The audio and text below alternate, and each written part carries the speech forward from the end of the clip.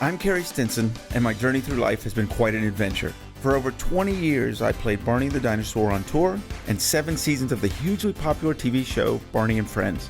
Now my journey is to bring together friends and guests from all over the entertainment world for inspiring and at times amusing behind-the-scenes conversation. I'm Carey Stinson, and this is Purple Roads. Welcome to Purple Roads. My name is Carey Stinson, and this is so exciting. This is the first time we've taken Purple Roads on location.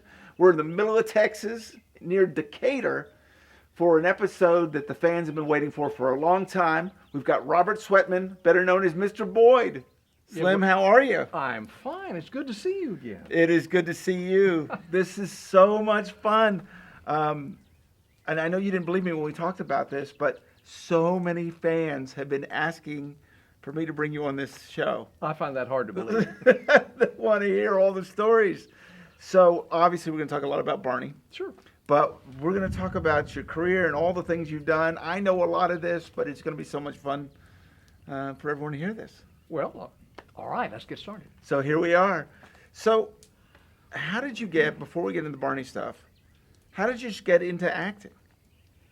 Well, I didn't really have a choice in the matter. My mother was a performer. Okay. She was actually chosen for the Metropolitan Opera in New York. Wow. And in her early years, she developed Graves' disease, and the goiter ruined her singing voice, at least at that level. But she taught at universities and taught drama and music. And whenever they needed a little kid, a little one, right, they drug me out and stuck me on the stage. And until I was 10 years old, I didn't realize I had a choice. So I have no talent at all. But by the time I was 10 years old, I had more, the tricks you learn on the stage. Sure. I learned all those things as a small child. And I had those in my pocket when other things came up. Right. And they came up rather oddly. Well, this is so fun because, I talk about Texas a lot. I'm a 40-year Texan. I wasn't born here, but I got here as quick as I could. And I've stayed, and I love it. And we're out in the middle of Texas, and you're from Abilene. Well, I'm not from Abilene. I was born there. Born in Abilene. My mother was teaching at Hardin-Simmons University. Okay. I was raised in San Angelo. All right, yeah. The family is there. And everybody were ranchers, farmers, and I didn't have anything else to think about except that until I got in high school. And the truth is, I asked a girl for a date. And she said she couldn't go out with me on Friday night, and I was expecting her to tell me hello. I was expecting her to tell me she had to wash her hair or go visit her sick grandmother or one of those. Sure. And she said no, she was preparing to audition for the school musical. And, I asked her, how hard is that? I mean, you can't go out with me? Oh, no, you don't understand how hard it is to prepare for this. So what I did, I said, where are they holding the auditions? And she said, over there in the theater. And I said, I'm going to go audition. If I get a role, you'll go out with me on Friday night. And I went in, I auditioned, I got a role, and she went out with me on Friday night. I love it. And after that, truthfully, I did not think about it again until I was in college. And I paid my own way through school from the ground up, and I wanted to be a veterinarian, horse doctor. The chemistry professor called me in one day, and he said, son, there's a war on. They're drafting everybody who is not in college. I'm going to give you a D in this course and keep you in college. Wow. If you will give up the ridiculous idea of being a doctor. He said, you're going to poison all the animals in Texas. And he was serious. Right. I remember this day very well because it was raining in West Texas. This was at Angelo State University. Yeah. And I walked outside. I didn't know what to do because all I had done has been with horses and animals, and that's what I wanted to do. Across the street was the theater. And in the theater was Raymond Carver, the Harvard award-winning playwright. And he was reading for one of his plays. I walked across the street, I walked in, I read, I got a role, I went over and changed my major to drama. And well, it's why we do this show. it's why we do this show, because of these interesting stories like that. Well, Right? Because a lot of times we have a lot of people that watch this that want to get into acting or production or different aspects of it. And that's a lot of times, that's the way it happens. well, true. You stumble into it. Next thing you know, you're performing with a big purple dinosaur. Well, and that came, Yeah. kind of odd too.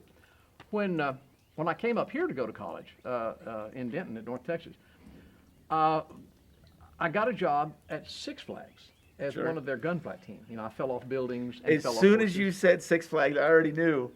Is that right? No, I was like, I'll bet he was part of the gunfight team. It's true. And I did that in, '68, and made good money, actually. But it was not enough to defray all the costs of college. I was paying for it myself. Mm-hmm. And in '69, I ran out of money. And I was working at Six Flags, and a letter came for me at home from the President of the United States. And it said, your friends, relatives, and countrymen have elected you to serve in the armed forces of your nation. And they dragged me off kicking and screaming. And so I was out of show business for a couple of years. And I came back. And when I came back, I went back to the gunfight show. They held my job for me. Is that wonderful? Wow.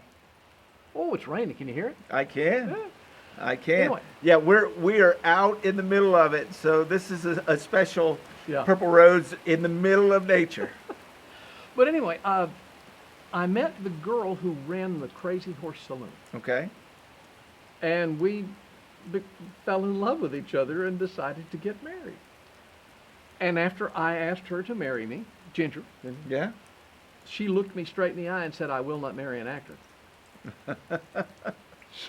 So I went back to North Texas. I finished my degree in drama, but I got a degree in history and taught history for almost 30 years. Right. Which is what brought you out.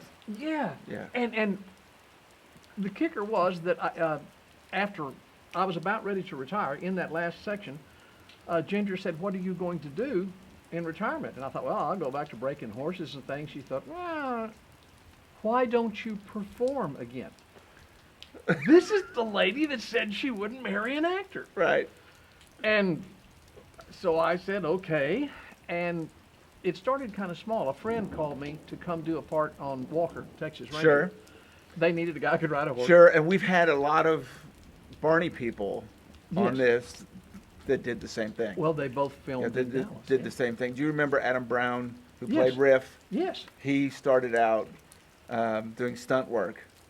It was Is that Texas right? Walker Ranger before parties, so I'll be there. that was a stepping ground for a lot of Barney people. Well, and it got to where I was teaching, but I could take days off. Sure. I had had so many days in there that I could, and I was doing this. I did several walkers and What America's Most Wanted and all kinds Right. of things like that, and commercials. Right. And I'll be honest with you, I hated commercials. But one day the agent said, "You need to go by, and I've got an audition for you." "What is it?" She said, "It's a Barney." "What's a Barney?" "It's a it's a big purple dinosaur." And I had never seen Barney, and I said, she said, "Just go, they need somebody who's been on stage." Right. I went, I auditioned. I don't think David was in the room. I Yeah, think David Joyner would Yes, have been in the yes. costume at that time. I think it was Miss Penny and Jim Rowley. Jim Rowley. And it may have been Dennis. I don't know. I don't remember. And then, I left. Right. And then they called and said, "All right, would you do this?" And I got to tell you, it was amazing when I got there. It was like being in stage again. Right. And after that first show, Classical Cleanup, I think. What season was this? 3, I believe. 3, I okay. think. Classical Cleanup was the first one because I was a concert pianist and janitor. Sure. And after we finished, I was packing my stuff to go, and Jim Rowley came Yeah. over. And that little sparkle he gets in his Oh, eye. I do. And he said, "Would you consider doing some more of these?" Would I consider? And that's how that started. Yeah. And I got to tell you, it was the greatest job I ever had in show business. So what was it like for you being on Barney, where your audience is 2 and 4 and 6, and like for me, I couldn't be sad, I couldn't be tired, right? Barney can't be tired, right?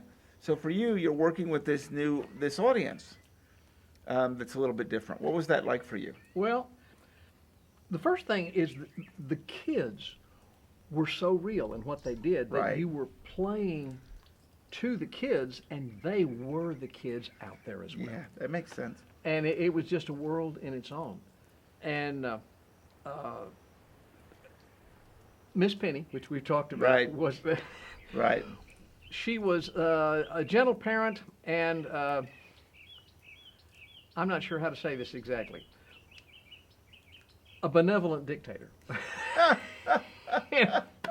In her own ways, because she knew what needed to be done, and she managed to get that out of each one of us, Right. myself included, without us ever feeling like she didn't love us and didn't believe in us. She wanted us to believe we could do that, Right.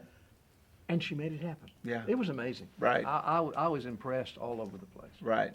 It was such an amazing experience because you had these big characters, right? And then you've got kids, some of these kids had never acted before. And you're kind of the anchor in the fact that you're the only one without a costume on that's an adult, Well, other than Phyllis. yeah, it was, like I say, Phyllis and I were the recurring characters Yeah. that came in there. And it began to feel natural. Right. It was, the only worry we had was not to get knocked over by a tail. And you learned that pretty quick. Sure. It was, both you and David were really good about watching out for us. And I know the original suit that I remember David wearing Right. weighed 70, 80 pounds, didn't it? It did. It did. I was in it.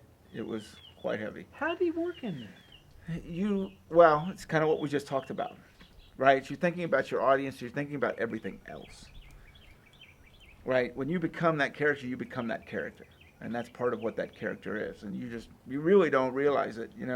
I was on the road for 5 years with a 50-pound costume, performing an hour and a half a night, but you just don't. You don't realize those kind of things. I do not see how you managed all of that on the road for all. That's a different perspective than working in a studio. But it makes you but same as a studio. I've got adults that I got to make sure I don't knock over. I got kids. I got to make sure I got 4 cameras. I'm going up and down stairs. I mean, the amount of thing, and then I've got a voice in my ear just talking. So there's so much going on that you can't even imagine the amount of focus that's going on. Oh, no, you're right. I can't. I mean, you were just locked in so much to what you're doing.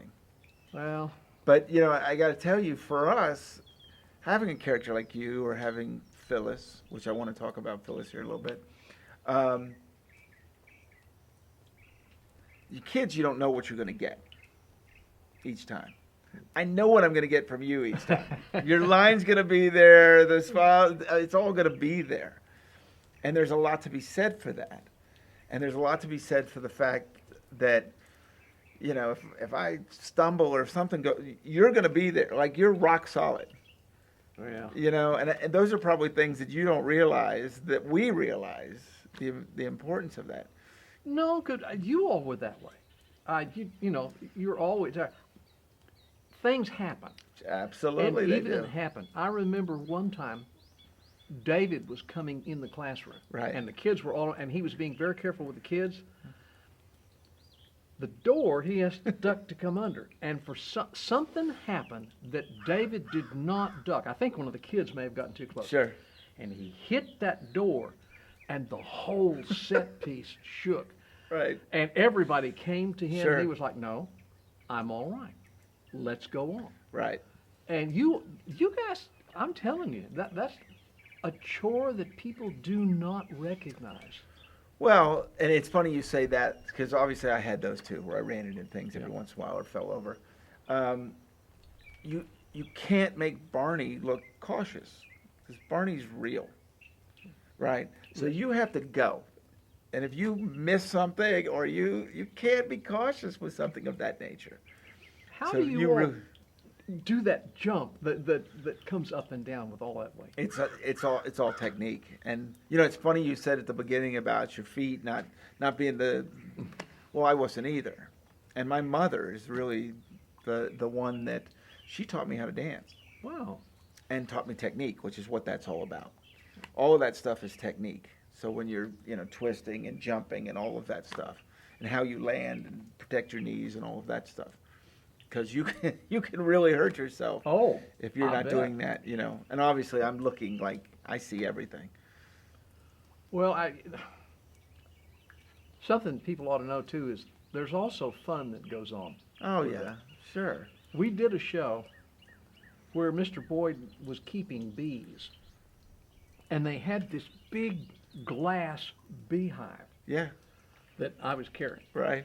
And at one point in time, and this is a long time ago, they used to come and open Barney's mouth and put a fan Yeah, yeah, in yeah. there to cool you all off. Right. Remember? Yeah. And there was a switch to it at one point. I know that was hard to do, but I was standing there holding the beehive, Yeah. and either David or one of the wranglers turned the switch on that fan, and the beehive came alive. I was, and I mean, they were just everywhere. They were going, and I was holding on to that thing. Once they realized that was doing it, when we'd have a break and we'd have to stop, and if I was holding that thing, they'd turn the fan on.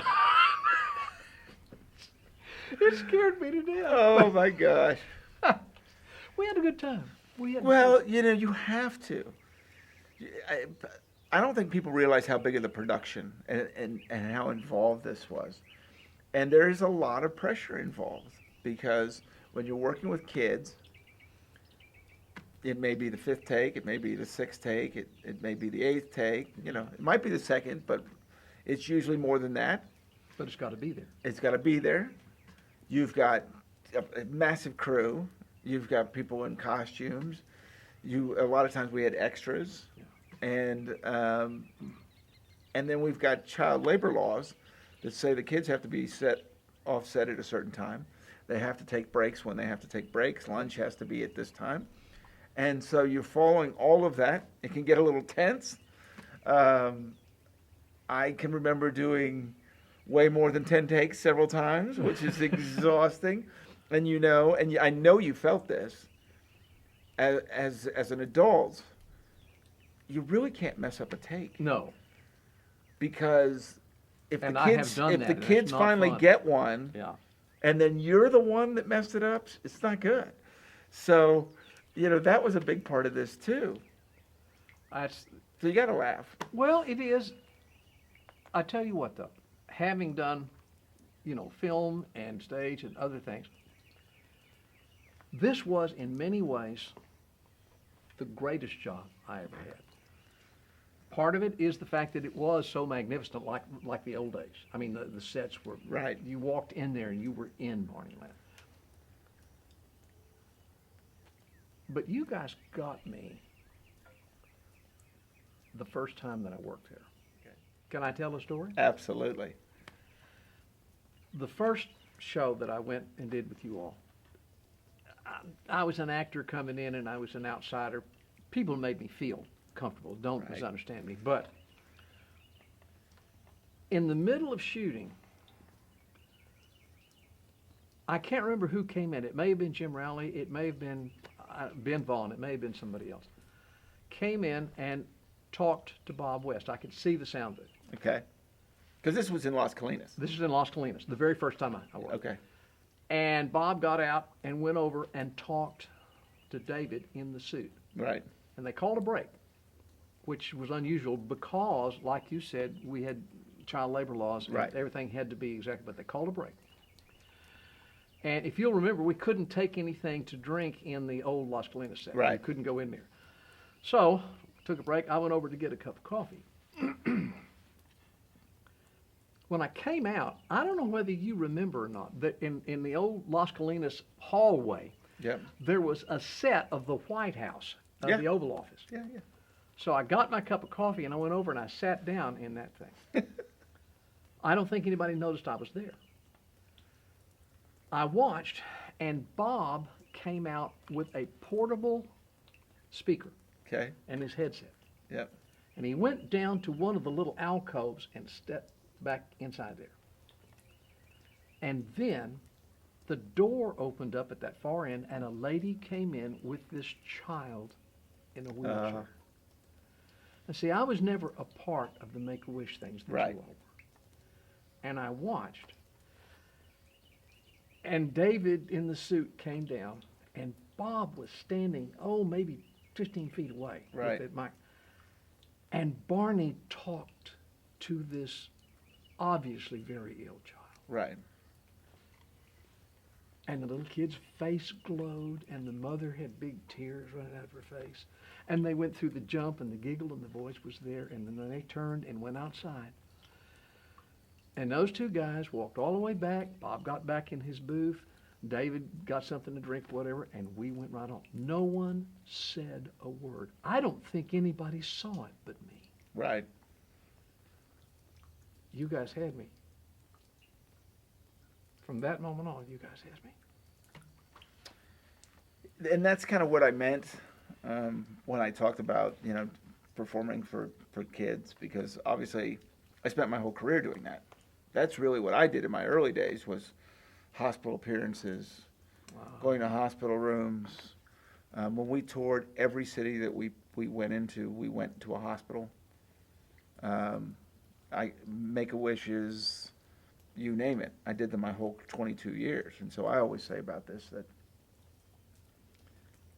that was more given to me than I could have ever given. Anything that I did was nothing compared. And I understand, I had to bring them alive and all that, but what those kids give back is one of the most incredible things. I've seen things, and I've talked it a lot on this show.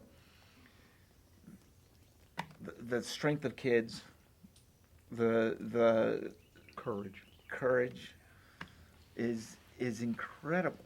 It's incredible. They do believe everything's going to be all right. Yeah, right. And that's partially because of you. Well, and I appreciate that, but what we all did is something. I've never seen a crew like was the same thing, right? They got all that stuff. They got all that. There was no, we were doing Make-A-Wishes or doing any of that kind of stuff, because we used to do it a lot when we moved to Carrollton. We did a lot of Make-A-Wish appearances where they'd bring the kid in and let him actually have lunch with the cast and crew and get to meet Barney. And most of the crew would actually have to leave the room because of the emotion. Oh, I know. The emotion aspect of it. And for us, you become the characters. So it's not that you don't feel, it's just that you understand you got a bigger role at that time. You have a responsibility to them. Yeah. And I understand that. Like I said, you guys got me that very first time. So now you've got this, right? You've done an episode, you've done some episodes, you've done this. What was it like every time you got the call?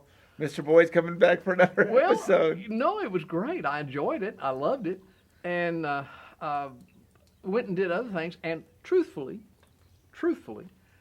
I had to make a decision down the line, because if I did it long enough, it was going to cut out other things. And by the time I had done with you all coming back and forth, I didn't want to do much else, and I wanted to start working behind the cameras, because I got so fascinated with your guys down there. I wanted to do what they do. Right. And so it all worked out well. I don't know, you were probably on the road, but when it came up that we were through. Right. That was kind of a big block falling on people, because it's television, and they basically say, well, thank you very much, go home. Right. And we were through. Right, and we were, which I think is so interesting. I have a unique perspective, because I'm the only one that did all of it. Yeah. I toured, I did promotions, I did PR, you name it, in the TV show. So obviously we heard that was going on while we were out on the road. I'm sure, yeah. And at the same time, we're selling out venues across. Barney was huge. Yeah. Was huge, and I know there was an aspect of you've got so many episodes in the can, and I mean, I don't know, you guys had done I think 6 seasons at that point. Yeah, probably. When that, because I came back in season 7. Okay, when they be started right. Yeah. again. So I think there was an aspect of that, but it's so interesting you say that, and I really want to get into that because you're one of the people that came back with the new one. So it ends. What are you thinking? Well, I just didn't think we'd ever see it again. And Ginger and I had moved out here, and we'd built this house. And I was out doing something, and Ginger called me and said, "Somebody on the phone." I came in. It was Julie Hutchings. Yes. And she said, "What are you doing?" And I said, "Well, I'm digging holes in the ground at the moment." What? And she said, "No, are you working?" And I said, "Sort of." And she said, "We're going to start production again. Would you be interested in being Mr. Boyd?" What do you say? Would I be interested? And then we moved to the Marsh Lane Studios, and I, Right. that was the In old Carrollton. Yeah, that was the old Westcott Studios. Yes. I had been there before and done things, but not when I came in. All those sets were built. They had redone the whole thing. Oh yeah, it was just terrific. It was such a neat experience for people watching this because it was in this case it's now all Barney. Where at Las Colinas you could have a tour. I mean, there's a lot going on out there. Everything was done there.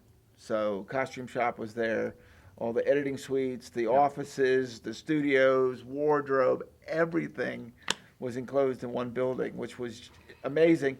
And I love the fact that because we go for lunch and things around there, no one had any clue. It just looked like a big office building or really? warehouse building. Yeah, and the train ran right behind Right. it. Remember that? Yeah, sure. Las Colinas, when we finished, was actually in disrepair. The studio itself, if you remember, there were big cracks in the floor running. And when we did, can I tell another? Have we got time for me to tell another story? Yeah, real quick. So when I came in, so when production's coming back up, we actually shot, because they were still working on Carrollton. So my first video, but the last thing that we did at Las Colinas was out there. It was Barney's Christmas Star. Ah, yes. So we actually did a video out there before we went. Well, and the last thing we did before they shut down was the beach video. Right. And talk about sad. You walked into Studio C where everything had been set and it was all gone. There's a story, and I'm sure it's true. The tree with the stairway around it was, huge and heavy. They took a crane and moved that out and set it out behind Peter Wolf and Associates, who were set builders in Dallas at Fair Park. And I think it still stands there today. It does still stand there. I know about it because the Blaze is out there. Is that right? Yeah. Do you know it's Glenn Beck started it. And they're out in Las Colinas. Yes, I do. Yeah, Right. and so I've run into people that are part of that production, and it is still out there. Yeah, and I thought about, I ought to bring it out here to the farm and just put it down. I wonder what they would charge me for that. So I want to talk about this here real quickly, or maybe not quickly, but I want to talk about Phyllis. We lost her recently. She was one of the first guests on Purple Roads. She was like you, one of the 2 recurring roles, and also one of them that came back. So she was part of the first series, and then she came back with us as well. She took over the studio when she came to Purple Roads, and I mean was hugging people and just larger than life, which is the way she was on Barney, and one of the kindest, most authentic people that I've ever met. What was your experiences working with Phyllis? Well, we were never on camera at the same time. Right. But of course we were in same shows and Sure. doing things. And Sure. Phyllis was a force of nature. But she took all of this so seriously. Yeah. You could tell, she'd been to California. She had been to New York. she'd been on the stage and yet treated this exactly like it was Broadway.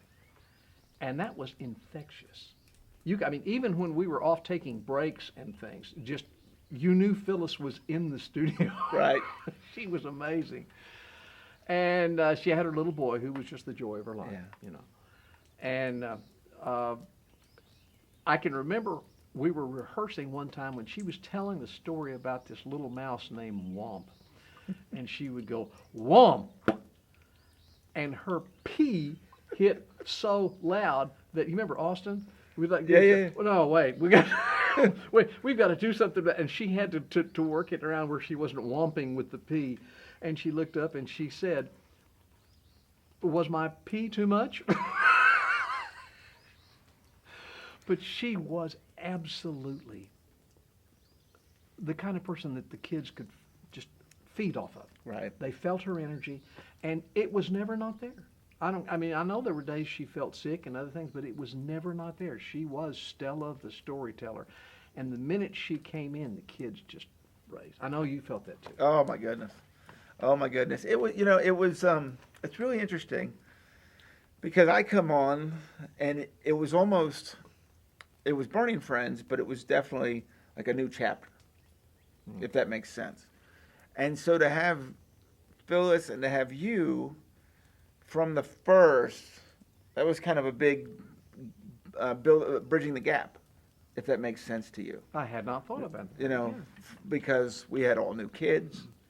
I was around during those times, so I knew the kids and I knew all of that. But we've got a crew that's half and half. There's some new people. Yeah. Some of the old people. We actually had some people from Wishbone, and then some of the older people, from the first set are there, and then other than Jeff Ayers, pretty much all the cast was new. We've been around, but we were new. So to have you and to have Phyllis, I really think was kind of a grounding, if that makes sense. It was, and then also at that point, Bob had retired. Yeah. And Dean had come and did a magnificent job. Yeah. But with that in mind, that was a difference. Right. Right. Obviously, Patty and Julie were still there. Oh yeah, and that meant a great deal. Right. But I was going to tell a story a little while ago. I'll tell this now because it's funny. Yeah. I talked about the beach video. Right. The studio at Las Colinas was actually in some disrepair. Right. And you remember the dressing rooms were back down that hallway? Yeah. And in this video, we had two girls from Hawaii who were hula dancers. Mm-hmm. And one of them had been Miss Hawaii. They were absolutely beautiful girls. Right. You remember Jeff Brooks? Oh, sure. He was taken by these ladies. And I mean, really, because they were absolutely beautiful type things. But, he was shy and talking and stuff. And would ask. I was in the dressing room getting changed, and the knock came at the door. And it was one of the girls. Their commode, their bathroom had broken and wouldn't flush. So I said, not a problem. I went out to the parking lot. Every rancher has tools in his truck. I got tools in my truck. I came back in. I got in there, and I fixed the commode. Now, girls needing, all the comforts at home and stuff like that, it worked. Everything was fine. I walked out with the tools in my hand, and one of these girls said, "Oh, wait a minute," and came over and kissed me on the cheek. Jeff was walking down the hall and saw that, and he almost didn't speak to me for the rest of the day. Oh my gosh. He was fascinating. And did you know he was a big student on the Kennedy assassination? I didn't know that. No, he did. He was there. In fact, I brought him 2 books on it. He collected all kinds of stuff, and it was very, very knowledgeable about that. Well, it's interesting that you bring that up, and we're going to go completely somewhere else here real quickly. But my dad was part of that. My dad was 4 cars back at the assassination. Really? My dad worked for Governor Conley at the time. Oh my! It was a top aide, and so he was 4 cars back. And obviously, when it happened, he raced to Governor Conley to make sure. What a piece of history! Yeah. So that'll be a later episode. We can. I'm dropping that on you, but my dad was part of all that. my parents lived in Denton. You know, my dad was with North Texas. And next door to him was a guy who had been my vice principal for years, Bill Carrico. His brother, David Carrico, was the first doctor that got to Kennedy.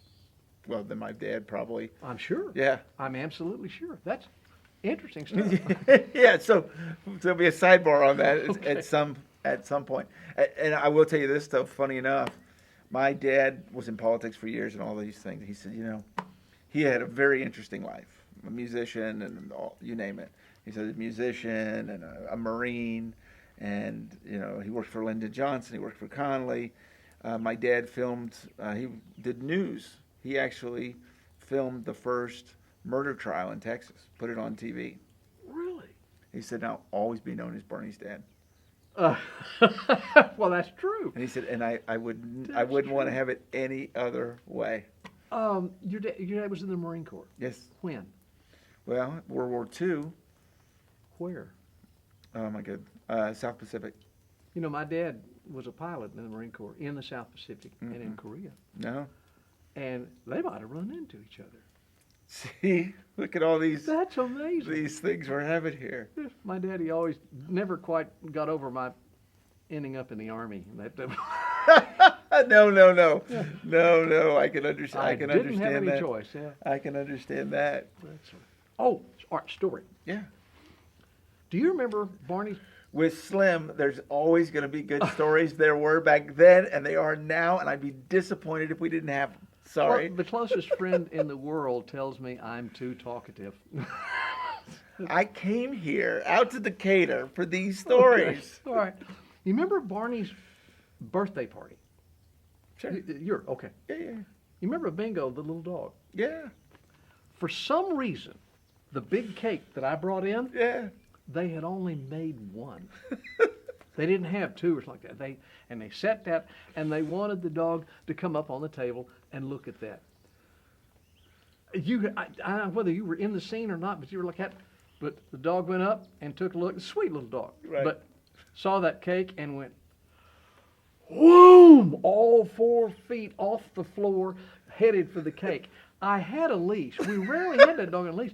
And it hit the end of the leash just before the cake. Whoop, it came back.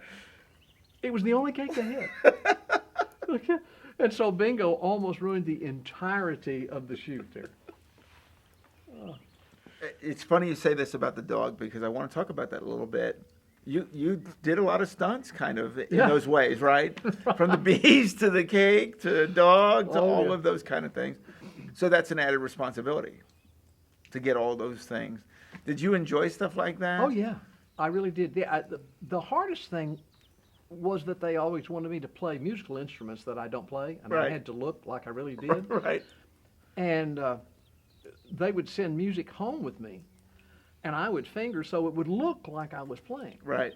And I remember one time that Fred Holmes did a show where they had a player piano, but we were working on it, and it was a big jazz thing, and that was a finger breaker. But it's fun. Right. Because it looks real. Right. People used to ask me, do you really play all those things? No. But they never asked us to do anything we could not master. Right. And I know that they asked you to do all kinds of things that were pretty tough. Well, it's my favorite thing to do with those things. Yeah. Jumping, hopscotch and jumping rope and roller skates and loved it. I was not there the day that you went into the wading pool. Into the pool. And that must have been kind of spooky. I loved it. I jumped all over it. Producers didn't love it. They were like, of course he wants to do it. I think they had plans to put someone else to do that. I was like, great, I couldn't wait to do stuff like that.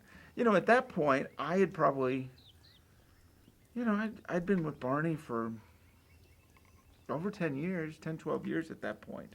That's a lifetime. And so the road, when you're touring, it's different every night. Right? Yes, the show's the same, right? It's a recorded show, it's the same. But when you jump out onto that stage is different, that crowd is different, right? Some nights they'll be way into Mr. Knickerbocker, some nights they won't be.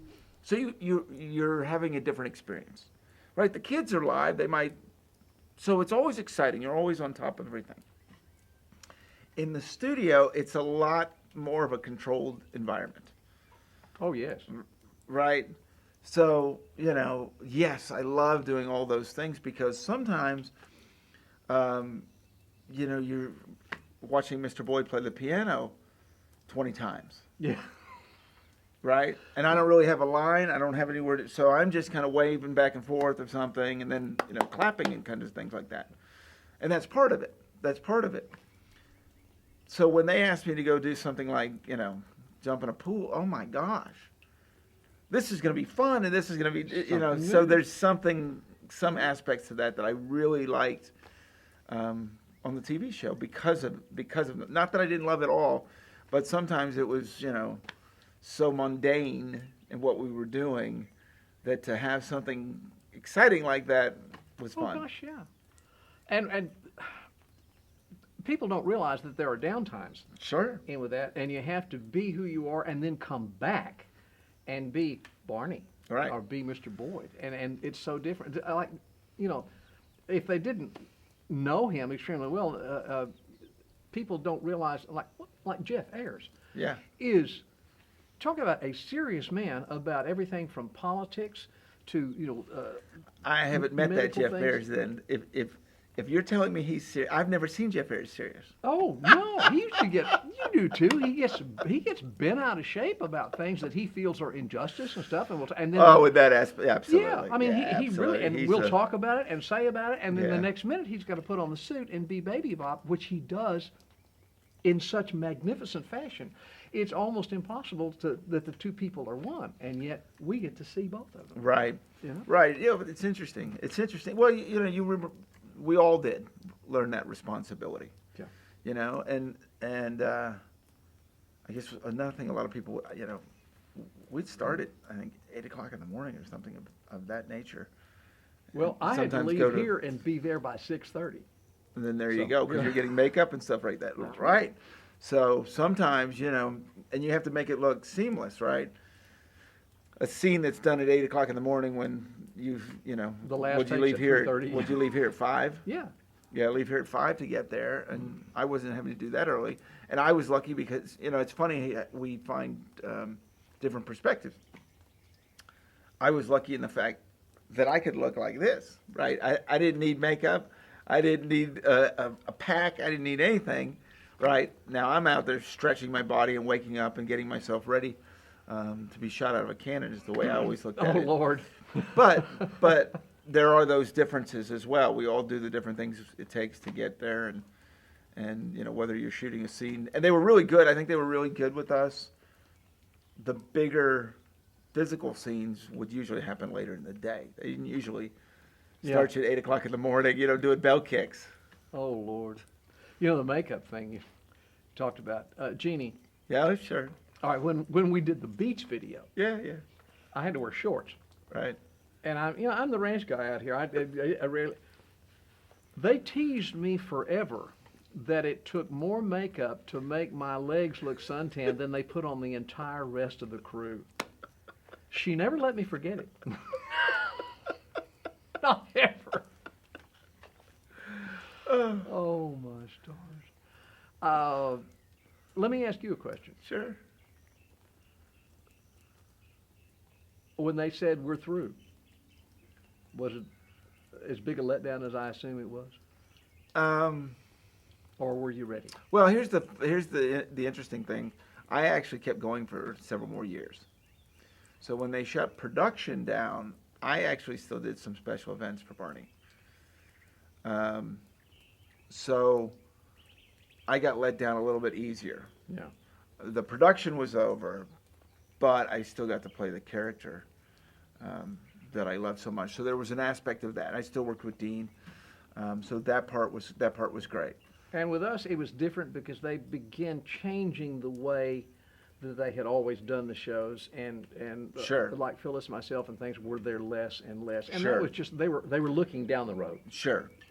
Yeah, I mean, after 20 years at that point, sure, it was tough. we've talked about it, and you know this. I became a photographer. Is one of the big things I did. I, as you, was fascinated with behind the camera. It is fascinating. Yeah, It and went back to school and took classes and all of that.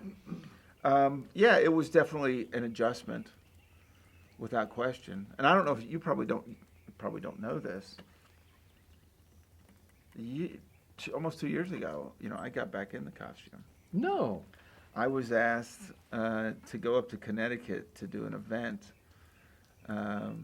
After 11 years, I guess it had been an 11-year break. I bet that was a shock. And, well, it's very funny because my fiance, who at that time was my girlfriend, and my mother were like, "Do you think that's a good idea?" I was like, "There's nothing stopping me. There's nothing stopping me." And they're like, "Are you sure?" I'm like, "I'm sure." And it felt like 30 years ago. That's great. And it's the power of Barney is the point of all of that. When we showed up for rehearsal, everyone wanted to meet us. Oh, I'll And bet. everyone wanted to meet us to tell us their Barney story is what they want. When I was babysitting, or my child, or my this, or my that, they all want to tell those stories. Well, And you're that outlet to it. And you probably had that over time. a couple of times. I was doing a commercial once for, golly, I can't remember. We were at a filling station, and we were shooting there, and this woman came up, and she said, "My daughter loves you." And I thought, well, okay, I've taught a lot of years. This Sure. is something like that. And then she said, "You are Mr. Boyd, aren't you?" Oh, yes. And I had never really thought anybody had ever paid any attention. It was an eye opener. It really was. This stuff will come back to haunt you, though. Yeah. All right, out here, Right. we have a tiny little Greenwood Baptist Church down the road. Sure. It was built in 1897. Ah. All right, wonderful thing. And a small congregation. It's a country church. It's Right. wonderful. Once a month, we have a prayer breakfast. Okay. All the men come in and cook and stuff. One morning, I show up at the church. The preacher comes at the same time. We come in different doors. It's all dark.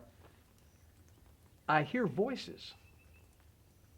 And then I hear voices that I recognize. I heard myself. And I heard Bob. Oh my gosh. We walked into the nursery, and they had a VCR television set Yeah. that was used for the kids, and there was a Barney tape playing in that thing. Wow. It was halfway through the show. We still don't know who put that in there and where they went. That's so funny. It was spooky there for a minute. It'll come back to haunt you. So what is it like when you come back to the new Barney? Right, we're now on a train set. Yeah. We got new kids, some familiar faces, some new places, and Mr. Boyd had kind of changed his role a little bit. Yeah, the biggest thing was I got a different costume. I was in different stuff, but I liked it. It was not as confined as the other. They tended to do more things. Before in the school where the walls moved out and things, we were Right. still right there, but this was different places and Right. doing different things. Also, the studio, the Marsh Lane studio, was colder than it was at Las Colinas. You probably won't notice that because Yeah. you were in the big No, suit, no, but no. if you'll remember during rehearsals and even during shooting, over in the corner, everybody had sweaters and blankets and all things. It was freezing in there, but that's because of the lights. Yeah. But Mr. Boyd didn't change all that much. I got more to do, and I Right. liked that a great deal. Well, and this is where you can really answer this question. It seemed like at the new place there was also lots of little play areas, basically, right? You had that little tool shed in the park, and then we had the bridge, and we had the caboose, and we had the play set, and we had the bench, Had the and then, little bandstand cupola. right. And then when you go inside, there's all these little areas, so Yeah. all these different things to play with. They do. And then, of course, they did the extra things. There was that one studio that became, the fairy tale things and Right. stuff for the kids. I was never in one of those, but, Right. they're out. But no, it had a feel about it. When you walked in, the lights are so important. Right. That when they finally turn lights on for everything, it comes alive. One time in the old Las Colinas set, the kids were not up. Right. And everybody was just kind of down. And finally, it hit Lowry that the psych was not on. And it looked like there was a gathering dark storm back there. And he went over and turned the psych, remember the neighborhood and all that stuff, and the clouds and all that sort of stuff. Everybody's attitude came up. Right. So being in those studios with those intricate sets really helped a great deal. And I loved it. It was a whole lot, because you're doing movies, you're just out doing one little thing and then you go away. But this, you were actually in that room. Right. And it was great. It was terrific. I loved it. So you were, and this will be really interesting. You were around with Selena Gomez Yes. and Demi Lovato. Yes. Have turned into megastars. Yes. That everyone knows. That's amazing. But we were around. You were one of them around with them when they were little kids. What was that like for you? Of course, they were all other kids. Sure. And I. Sure, and that was, to me, that was a very special, and I don't want to take away from anyone, that was a very special cast. That was my first. I felt like we were all in this together. Yeah, and it was. You had been there, but for the rest of us, Jeff had been there, but for Kyle and myself and Dean and these kids, we were kind of doing that for the first time. It was a new place. Yeah. I can remember the first read-through Right. that we had. I came in, and Fred Holmes may have been the director on that. I can't remember. But we sat, at the Right. table, and I came, and as I wandered in, the kids were muttering to themselves Right. like that. And it may have been Eric, it may have been Shelley, came over, and she said, "You need to say hello." And I said, "Okay." She said, "You're Mr. Boyd." The kids remember me from the other show. That's the first time I'd ever been recognized by anybody. And then, of course, later, it was just, Mr. Sure. Boyd's here. But at that moment, it was kind of neat. But like you say, the ones of us who had been in the show before, it's like Captain Kirk and Dr. McCoy coming back to the Enterprise. Right. Yeah. Yeah, absolutely. Absolutely. I had street cred, as they would say, because I had been with Barney since '91. Oh, gosh. So I was actually there before there was a TV show. You were the old veteran. So, well, let's not go to the old, but, but, I had been around. So even though I had never been on the TV show, I was very, obviously, I knew the character inside and out. I'm very familiar with that aspect of it. Yeah. But, I remember those kids, because they did that different. We hadn't done series in several years. And so they went straight, 1 year straight, if you remember that. We went and filmed season 7 and season 8. Yeah. Because, and I think most people understand this, those kids grow. And there's a point where you can't use them anymore. And it's one of the hardest things you'll ever go through. Well, to tell a kid. In the old series, there were, 3 separate teams, right? Basically, the original ones. In this one, they just had the same number of kids, and they would take 4 of them. That's and right. Do that, right. It was a different way of handling it. That's right. And so, Selena and Demi, all of them, Catherine, and, you became close with them. Sure. And I remember when, one by one, because of age, they had to move on. It's a tough thing. It's a big deal. Ginger and I were, getting set up for wardrobe for, I want to say a TXU commercial. Okay. And Selena came in. And she'd never met Ginger before, but she'd heard me talk about her. And so she came over and sat, and she had just gotten the nod for Disney. Okay. And we talked, and did all. She sat up in Ginger's lap, and we talked and this stuff. And then her mother was there. Do you remember her mother? Oh, yeah. Just quiet, really shy, neat lady. Right. Okay? And I don't remember seeing them again. The cast party that year was the last time I remember seeing them. And I've often wondered if I called today, "This is Mr. Boyd," would she answer the phone? Would you answer the phone? Talk about the crew a little bit, because you got to know them well. Well, you have to sit and think about those people in their own perspective. Some of them were characters in their own right. Bouvet. Oh, gosh. Love Bouvet. This is our lead cameraman. This guy had shot for everything and everybody. And continues to. Yes, and continues to. But imagine working with Pancho Villa.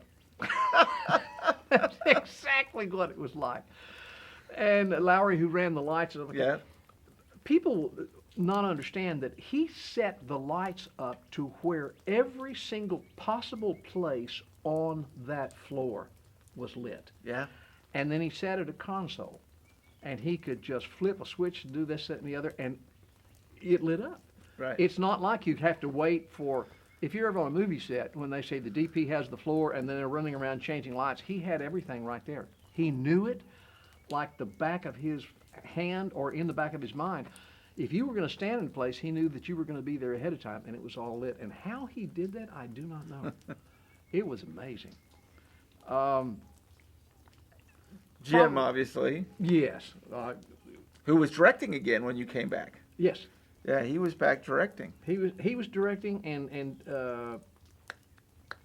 Fred was directing, Yep. and I don't think Stephen Fellman. Do you remember Stephen? Did you ever work with Stephen? I'm not sure I did. Yeah, he did some directing, and he was on Purple Rose not too long ago. Okay, in the old days, Ben Vaughn and stuff had been with And that. Ben Vaughn was Yeah. doing some directing. He was Yeah. still there. Exactly. I'm trying to. Golly, things slipped out. You know, and Eric Norberg. Eric Norberg. He was now. I'd known guys, Eric for a long This time. man was the assistant director, and what you must understand is the first AD on any filming project runs the train. He's the guy that says, we have to go, we've got to go, and you need to be here at a certain point in time. And he managed to do it without making you feel like you're this tall. But he was in control and had to be with that in mind. And Terry Davis had moved on, hadn't she? No, she was there. Was she in the other one? Okay. She was there. She was part of the episode where I jumped in the pool. Oh, is that right? Yeah, Okay. I'll never forget Terry. Yeah, Terry Davis was the other assistant director who kept us running. And Brian Mack. Brian Mack was Yes. with Fred. They kind of That's were right. lined Yeah. up with the teams. They did like that. And I'm not sure that the people remember that there are teams working up a show.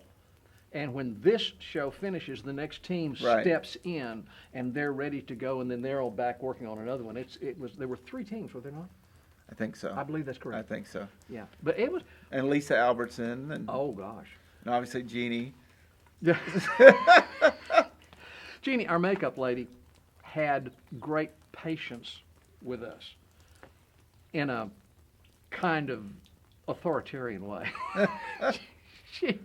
She would say, "Dear, don't do that," and you didn't do it. It was exactly that. And then Shelley, because Yeah. Shelley had taken over for Miss Penny. Well, and that was, of course, Shelley had been Miss Penny's assistant. That's right. Before So you had already worked with Yeah. Shelley, yeah. And then she came over and did that, and she was lovely and frustrated with us much of the time, but absolutely got everything where it needed to be every time. It was a great crew. It was terrific. I wonder sometimes, how they managed to get so many people to work in concert like that. Because I've been on projects where all the crew did was take shots at each other. Right. And that never happened here. Nope. Never. Did you ever hear it? No. No, there was such I think, a respect for everyone and what they did. And, I still talk to all of them all the time. I mean, it Yeah, feels that's like right. yesterday. The love is never stopped on something like that. Funny story. Miss Penny, her father had passed away. And at Christmas time, they had a train, a Lionel train that went around the Yeah. Christmas tree like that. And as happens and things like that, her brother, I believe, had inherited the train. And she was talking about that, and one time got very misty. Well, at home, I still had my Lionel electric train. And Ginger had asked me, I can't tell you how many times, what are you going to do with all these boxes full of train stuff that you never run? And I was being threatened, Right, at the right. house. And so I took it one day and brought it down there and set it up. And I want you to know that you would have thought I brought this lady the Academy Award. Every Christmas, she would call me and tell me about that, and she would send me pictures of the train going around her Christmas tree. It's neat to have things like that. Absolutely. This was an experience unlike any I've ever had. Lasting memories from the Barney years. I think probably the one I told you about with Bob and David going down with the little kid, that was something. Another thing is, as you were talking about, on this set, on this show, there was no segregation between cast and crew, between producers and them. And to prove that, every day at lunch, people would go eat lunch, and then they would go outside and form a circle, and crew and producers and would play hacky sack. Do you remember that? Oh, sure. I played hacky sack. Yeah, and they would invite guys like me, clumsy guys like me, into that. They were just together. And you hear people say the show's the thing, but there's more to it than this. Right. Barney was something. Right. There was an aura about that, a special, I don't know, feeling about the whole thing. And all of those people cared about each other. Right. And who would not love to be a part of that? And then everyone's got to know what you're doing now. You can see this. We're out in this beautiful countryside. Ginger and I are retired, and we're out here in the middle of nowhere. And we've always had horses. You're in the middle of Texas, which Yeah. is a great place to be. We've always had horses and things. Right now, we don't. We're in an in-between state, and we're getting ready to redo the barn and then start up and buy new ones. Every once in a while, somebody will call me and say, hey, would you help us come film this? And ask me to write something, and I'll do that. But for the most part, we're just here. And I like it. All my life, I wanted to be a bum, and I've managed that now. Well, if you consider this being a bum, it's pretty beautiful out here. It's very special. When we built out here, other than the old original farmhouse, we were the only people out here, and others are now starting to come. This was part of Robert Dinwiddie's ranch, and he sold this section to me, and then as time went by, others started selling out. So, but still, the horizon is our limit. So we can see all the way to the top of the hill. Most beautiful sunsets in the world out here. I'll send you some pictures. Please do. Oh, Please do. Well, the only way to end this appropriately is to finish with a story. And I want you to tell the story that you told me before we started this today about when they sent you revision script, Barney scripts, the color pages. okay. And the gentleman that had to bring them out here to you. I'm sure most of you know that scripts don't always end up the way they were originally typed. They have changes and revisions, and those are colored pages. And in all the years before, script revisions were sent to us by messenger. Someone carried them by hand to us. And when I was they would send them to the town of Denton, all the way from Royal Lane in Dallas to me. When they started over again, I was living out here in the middle of nowhere. And they sent script revisions by messenger out here in the middle of nowhere.